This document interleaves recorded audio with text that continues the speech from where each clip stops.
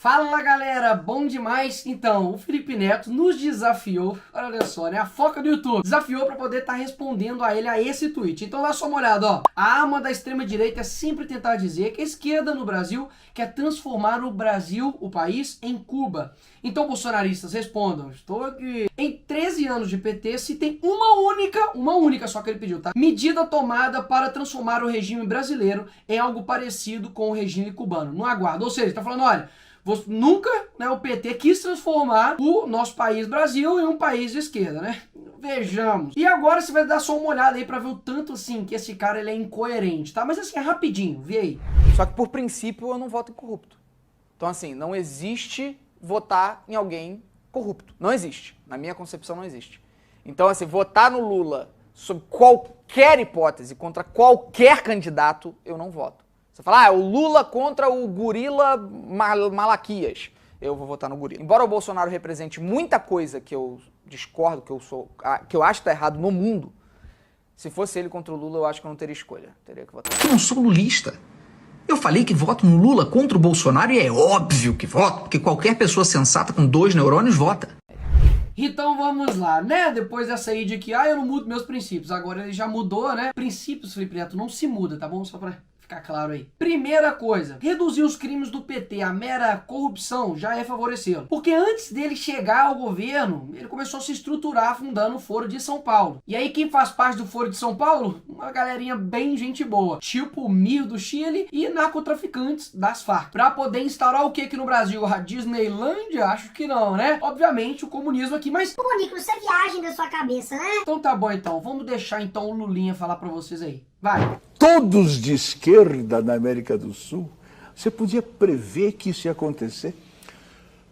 Prever não, mas nós já lutávamos por isso e já trabalhávamos por isso, inclusive porque nós criamos o Fórum de São Paulo, que lutava para isso. O companheiro José Dirceu, companheiro secretário-geral do Partido dos Trabalhadores. Depois iremos discutir problemas estratégicos da luta pelo socialismo na América Latina e Caribe. Todos depois foram eleitos presidente da República. Todos foram. Todos. Recibí la invitación para asistir en 1995 al Foro de San Pablo y una de las personas a las que conocí fue, en aquella ocasión yo conocí a Lula, entre otros, y me llegó alguien a mi puesto ahí en la reunión y yo le dije, ¿quién eres tú? Raúl Reyes, uno de los comandantes de las Fuerzas Armadas Revolucionárias de Colômbia. Por que eu faço questão de mostrar tudo isso? Porque durante muito tempo o pessoal falou, não, isso aí é coisa conspiratória da direita, e tá aí, o próprio Lula, o próprio Zé Dirceu falando sobre essa organização que eles criaram lá em 1990 para poder instaurar o comunismo no Brasil, como vocês viram agora. Então, assim, acho que ficou um pouquinho claro, né, a intenção do Lula de tornar o Brasil de esquerda. Mas, vamos lá, vamos, né, além disso aí, as coisas que o PT fez aí que se assemelha a Cuba e países de esquerda. Primeira coisa, Estatuto do Desarmamento. A gente já sabe que em diversos países de esquerda, eles primeiro, né, antes de fazer qualquer tipo de revolução, desarmam a população. Como, por exemplo, foi feito com Mao Tse Tung. Dá só uma olhadinha o que ele diz com relação a armamento. Todo o poder político vem do cano de uma arma. O Partido Comunista precisa comandar todas as armas. Desta maneira, nenhuma arma jamais poderá ser usada para comandar o partido. Aconteceu também na Venezuela em 2012, que Hugo Chávez desarmou a maioria da população. Na Argentina começaram um programa em 2007, que destruiu cerca de 250 mil armas e 500 mil de munições. Já na Bolívia, em 2008, com Evo Morales, ele emitiu um decreto para poder tirar a arma da galera e... Cara, sabe o que ele fez? Ele não estava conseguindo tirar as armas dos camponeses. E aí ele falou, olha, você aí, né, me dá a sua arma que eu te dou uma vaca. Então ele começou a trocar vacas por fuzis, né? Genial. E em Cuba, logo depois da Revolução de 59, com Fidel e Che, eles já imediatamente começaram a confiscar as armas também da população. E até hoje em Cuba, só funcionários do Estado e a polícia que podem andar armados. E aqui no Brasil, obviamente, não foi diferente, né? O Lula...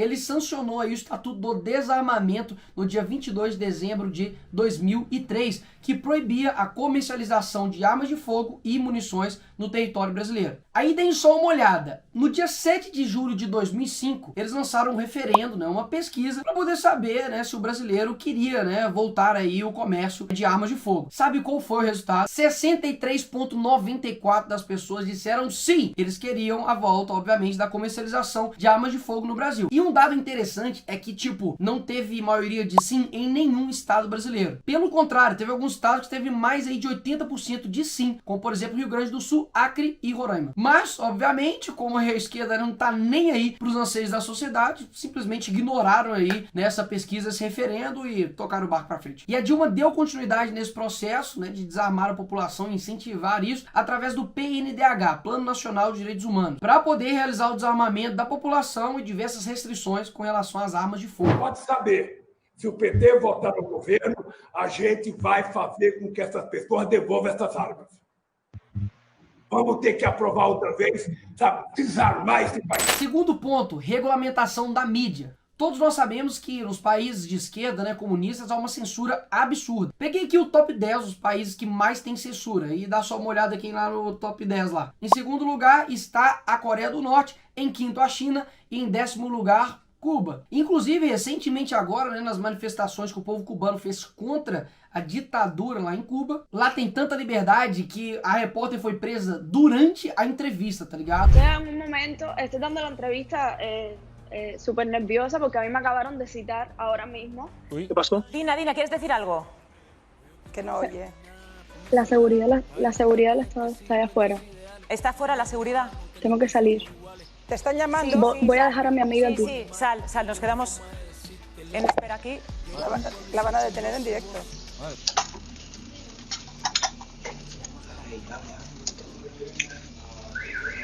No sé si se ve. Inclusive também lá em Cuba agora eles cortaram rede social e estão colocando aí diversos ativistas contrários em prisão domiciliar. Mas tem alguém que também defende isso. Quem será? Nós vamos regulamentar os meios de comunicação desse país.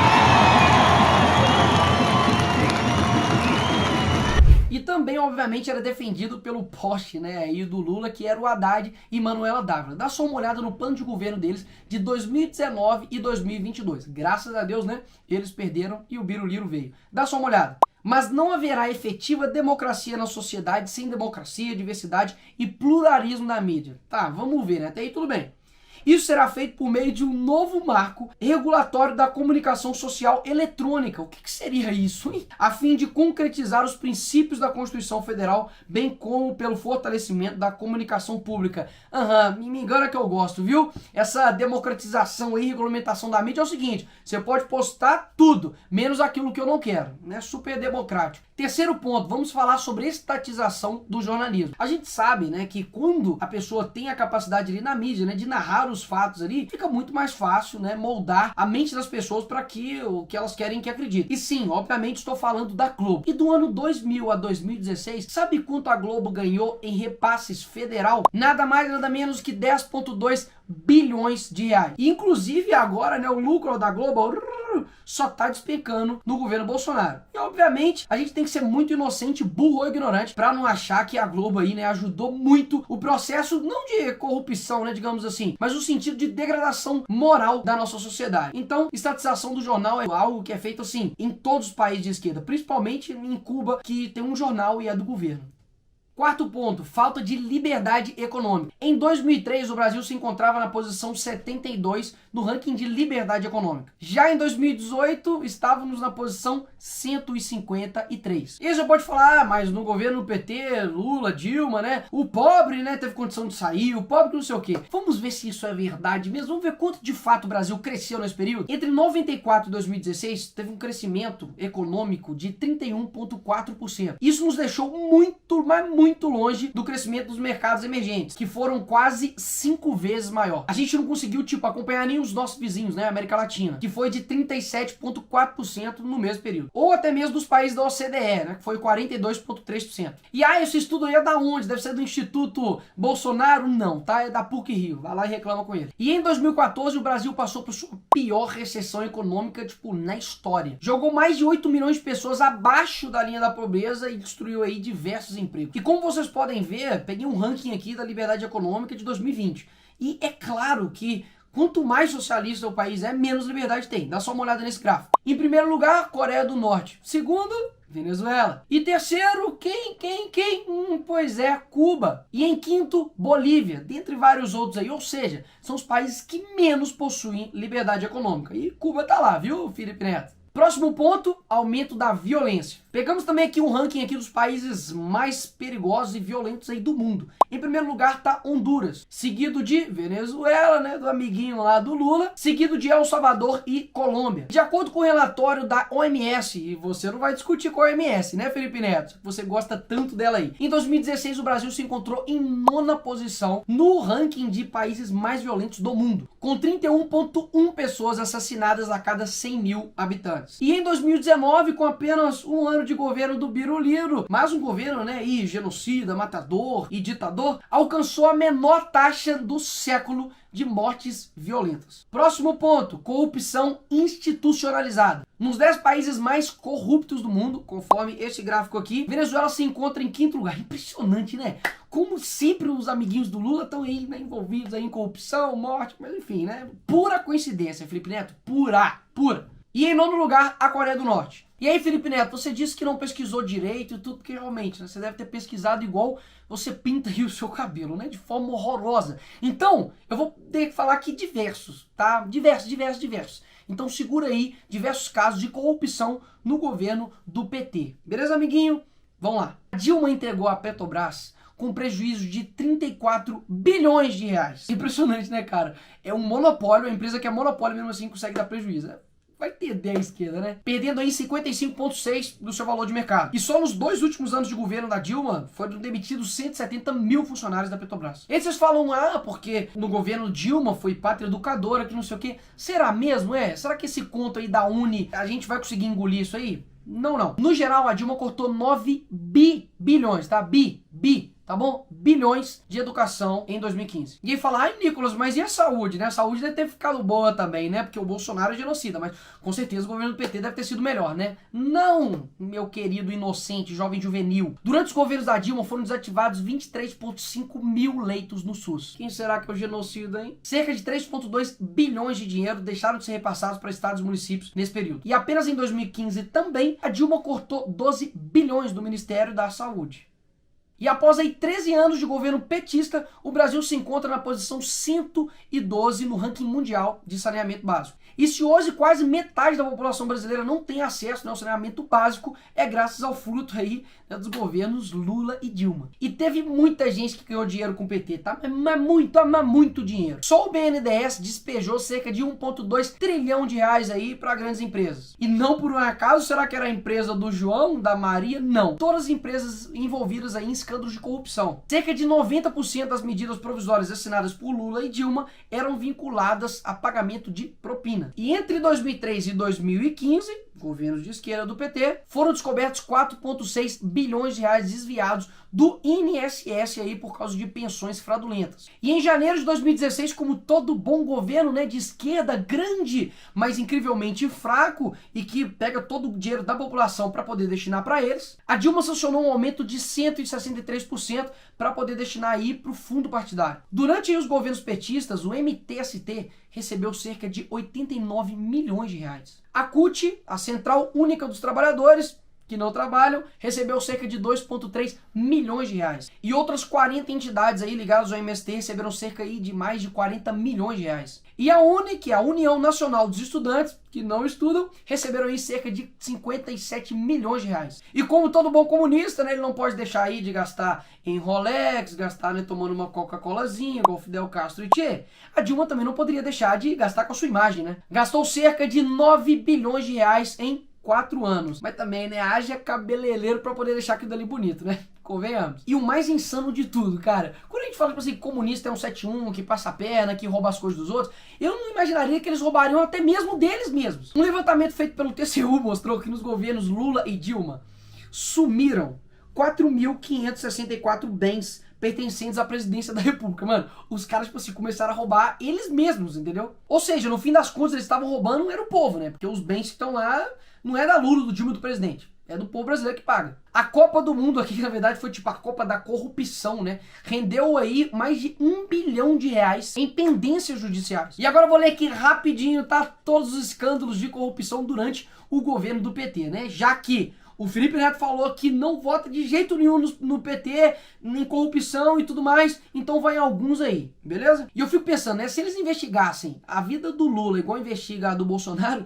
já teria achado até o dedo do Lula aí, né? Ah, piadinha, humor. Agora vamos lá, vamos aqui na velocidade aqui do STF querendo me prender. Primeiro, escândalo do Petrolão, caso Celso Daniel, caso Toninho do PT, escândalo do DENIT, escândalo dos fundos de pensão, escândalo dos grampos da BIM, esquema do plano Safra Real, os diálogos cabulosos aí, né, com o pessoal do PCC, mensalinho nas prefeituras do estado de São Paulo, escândalo do dossiê, escândalo dos fiscais do IBAMA, escândalo do mensalão, esquema de corrupção no Diretório Nacional do PT, escândalo do Brasil Telecom, escândalo da CEPEM, escândalo da Interbrasil, caso Toninho da Barcelona, escândalo da Gamecorp, escândalo da quebra de sigilo do caseiro Francenildo, escândalo das cartilhas do PT, escândalo do banco BMG, caso Rosemary, Operação Navalha, escândalo na Copa do Mundo de 2014, escândalo da Norospar, escândalo dos bingos, lei de responsabilidade fiscal, expulsão dos políticos do PT, caso Henrique Meirelles, Conselho Federal de Jornalismo, escândalo dos vampiros, escândalo das fotos de exorgue, uso dos assessores dos ministérios em campanha eleitoral de 2004, caso Flamorian Portela, abuso de medidas provisórias do governo Lula entre 2003 e 2014, escândalo dos Correios. Ou seja, Felipe Neto, basta você pesquisar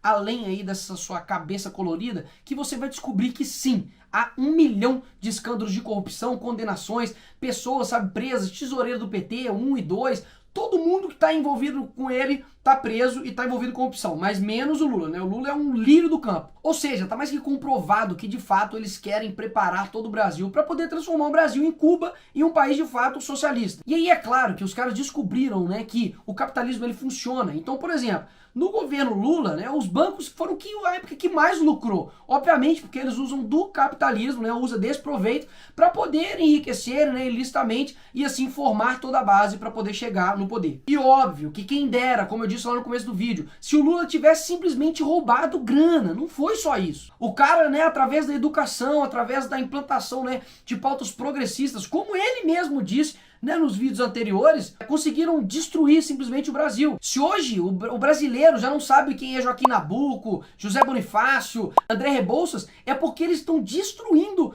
todas essas imagens e colocando outras, né, como por exemplo aí Paulo Freire, Che Guevara, Marielle e um monte de herói falso aí. Isso aqui foi só o que eles fizeram, digamos assim, em termos partidários, né, supra, mas existe uma infraestrutura que na educação foi muito pior. Ou seja, Felipe Neto, fui desafiado e mais uma vez, né, você aí, poxa, passa vergonha, né? Já não basta passar vergonha no meu dossiê, que tá até hoje, tá lá no meu canal. Ele tentou derrubar, mas o YouTube não derrubou, tipo, sei lá o que rolou, tá ligado? Eu acho que a mulher do cabelo azul faltou no dia e aí passou batido. E tá lá, se você ainda não viu quem de fato é Felipe Neto, vai lá no meu canal, tá? Dossiê Felipe Neto, tudo que você precisa saber. Então é isso aí, galera. Um abraço. Perdão, não coloquei ontem um vídeo, porque demorou um pouquinho, tava trabalhando. E é isso aí, galera. Curte, deixa aí o seu like, compartilha pra engajar e marca alguém aí. E de fato, põe aí nos comentários aí o que vocês acharam, beleza? É nóis. Tamo junto.